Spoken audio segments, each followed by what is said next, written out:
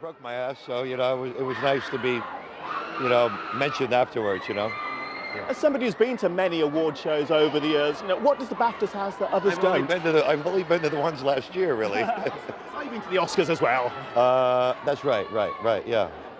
Why do you like the BAFTAs? Do you get a good reception here in Britain? I think because of, I've lived here for a couple of years, and I've been coming here for 20 odd years, and I think a lot of the actors when I was growing up that I admired, from Richard Harris to Terrence Stamp to Michael Caine and Oliver Reed and all of them were actors that I really, admired, and I've worked with some really great British directors.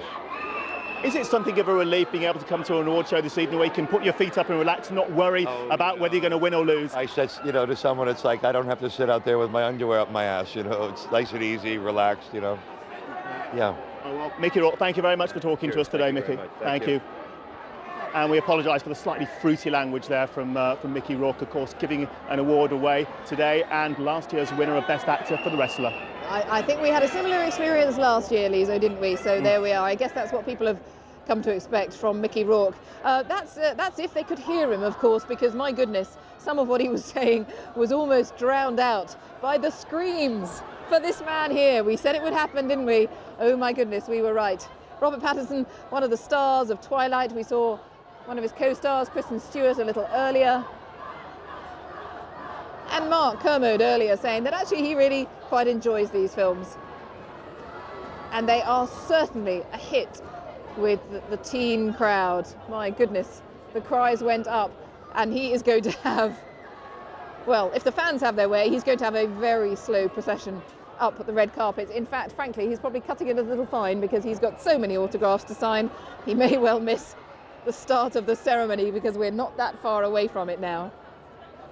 That's probably why some of his minders are trying to pull him away.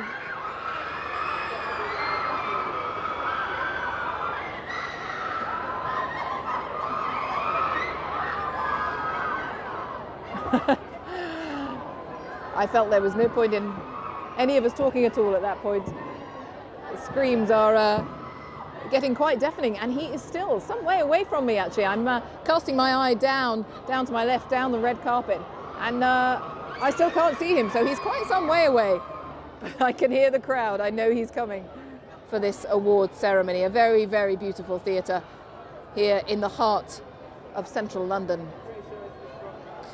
And as we say, we are slowly getting towards the start of the ceremony, assuming things are running according to plan. We saw Jonathan Ross, who's hosting the ceremony, running in really rather late, but I'm assuming it's going according to plan. We haven't heard otherwise.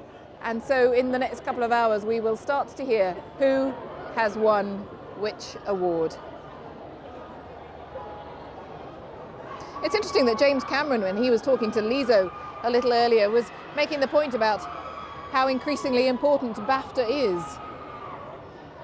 Mark was reflecting a little earlier on the fact that you might know many years ago that the calendar was very different, and very cunningly BAFTA changed the date of the awards so that it now falls just a little bit before the Oscars. We'll have full coverage of the Oscars, of course, in a couple of weeks' time here on the BBC. That's in LA on the 7th of March.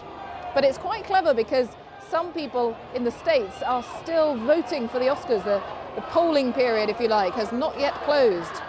So this is the final push for votes, if you want to see it cynically, for all of those who are nominated here for BAFTAs tonight to vote and to have their say on who should be the rising star of this year.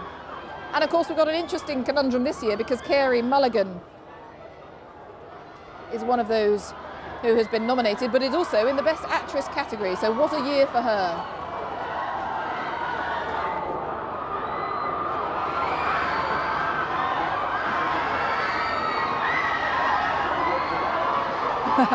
And the screams, as you may well be able to work out, mean that Robert Pattinson's finally broken free from the autograph hunters and is finally heading up the red carpet.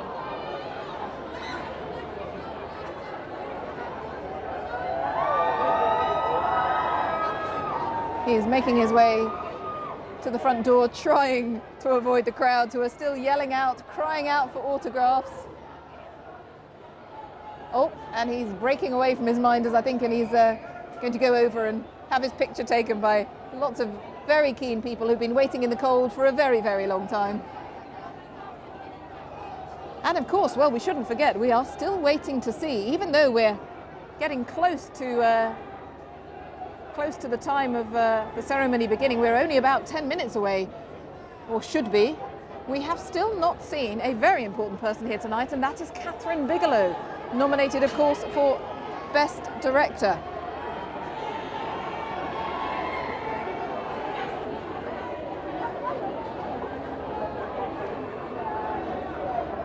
There's Mickey Rourke again. The pressure's off tonight. He's presenting an award.